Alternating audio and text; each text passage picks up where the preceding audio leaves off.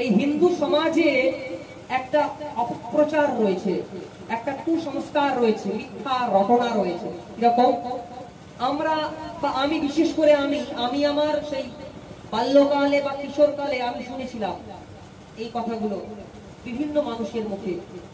তখন তো জানতাম না যে ব্রাহ্মণরাই, কেবলমাত্র ব্রাহ্মণরাই নিজেদের স্বার্থের জন্য, নিজেদের স্বার্থ চরিতার্থ করার জন্য এই ভেদাভেদ সৃষ্টি করেছে। এই যে জাতি ভেদ, ব্রাহ্মণ, ক্ষত্রিয়, বৈশ্য, শূদ্র, এটা কে বানিয়েছে? কারা বানিয়েছে? না, ব্রাহ্মণরাই বানিয়েছে। মনে রাখবেন, এটা সম্পূর্ণ ভুল, একদম মিথ্যা। That's wrong. কেন? ভগবান শ্রীকৃষ্ণ তিনি গীতাতেই বলছেন, ঠিক 4th অধ্যায়েই বলছেন, কি বলছেন? চতুর্বর্ণং ময়া সৃষ্টং, চতুর্বর্ণং ময়া সৃষ্টং, গুণ কর্ম বিভাগসা, গুণ কর্ম বিভাগসা, তস্য কর্তারমোপি মাং বিদ্ধি কর্তারমভয়ম।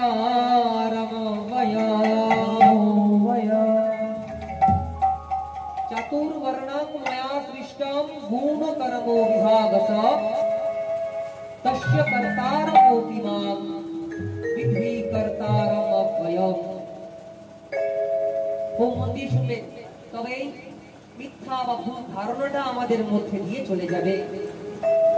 গীতাতে ভগবান শ্রীকৃষ্ণ তিনি নিজের মুখেই বললেন, চাতুর্বর্ণং ময়া সৃষ্টং।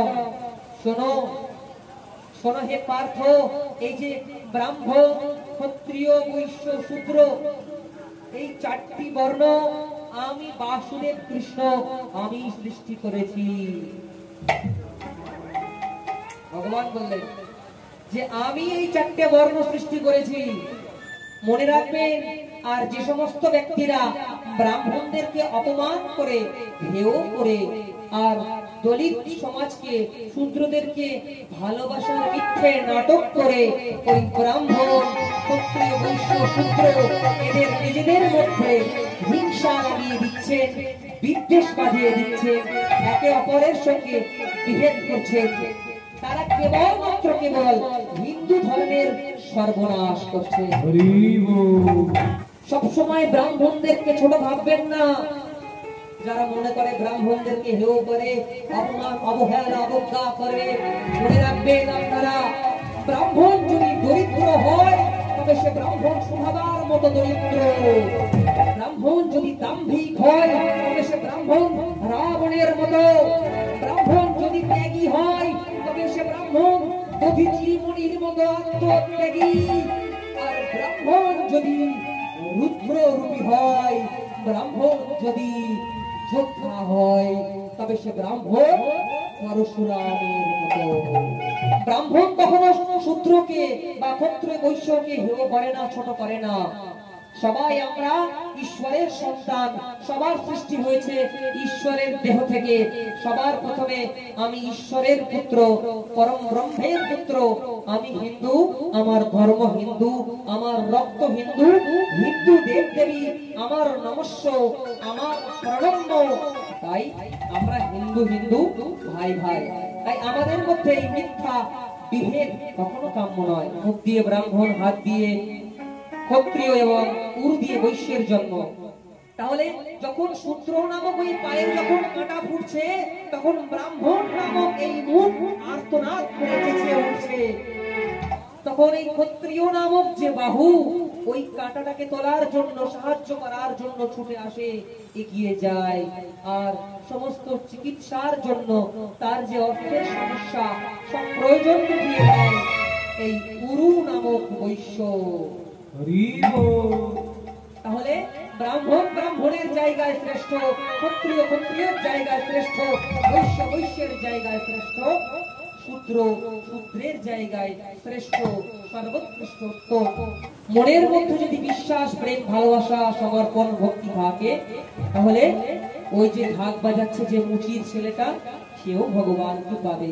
ঈশ্বরকে পেতে গেলে ব্রাহ্মণ হওয়ার দরকার নেই।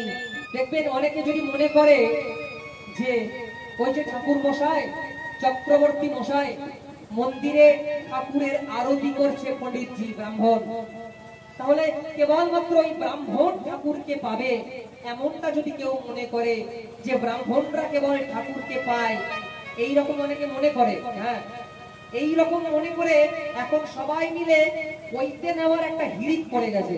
হ্যাঁ, সে শূদ্র হোক কিংবা বৈশ্য হোক, যে কুলে জন্ম হোক, একটা পৈতা গলার মধ্যে গলালেই যেন আমি ঈশ্বরকে পেয়ে গেলাম, একটা মনোভাব এরকম কিছু কিছু মানুষদের ব্যক্তিদের রয়েছে। তাই আজকে দিকে দিকে দেখেছি ব্রাহ্মণ না হলেও অনেকে শূদ্রের ঘরে জন্মে পৈতে গলায় নিয়ে নিচ্ছে আর একটু কপালে ফোঁটা কেটে নিচ্ছে। তাই ব্রাহ্মণ হওয়ার একটা হিড়িক, একটা ইচ্ছা জেগেছে, কিন্তু মাথায় রাখবেন ঈশ্বরকে পাওয়ার জন্য ব্রাহ্মণ হওয়ার দরকার নেই। ঈশ্বরকে পেতে গেলে, মোক্ষ প্রাপ্তি পেতে গেলে, মুক্তি প্রাপ্তি হতে গেলে ব্রাহ্মণ হওয়ার দরকার নেই।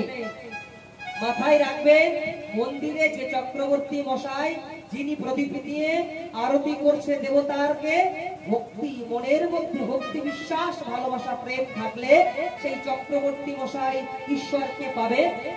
আবার যে ওই ফুল তুলেছে, যে মালিক ভক্তি ভরে ফুল তুলে এনেছে ঠাকুরের চরণে দেবে বলে, তার মধ্যে যদি ভক্তি থাকে সেই মালি ভগবানকে পাবে। আর যারা অঞ্জলি দেবে বলে আছে সমস্ত ক্ষত্রিয় বৈশ্য, তারা তাদের মধ্যে যদি ঈশ্বরের প্রতি ভক্তি বিশ্বাস প্রেম ভালোবাসা এবং সমর্পণ থাকে, তারাও ঈশ্বরকে পাবে। আর ওই যে শূদ্রের ছেলে, ওই যে মুচির ছেলে, ওই যে পূজা মণ্ডপে যিনি ঢ্যাঙ্কুরাকুর বাদ্য বাজাচ্ছে, যিনি ঢাক বাজাচ্ছে, সেই ঢাক বাজানোর প্রতি তার যদি শ্রদ্ধা ভক্তি থাকে, সেও ঈশ্বরকে পাবে, ভগবানকে পাবে।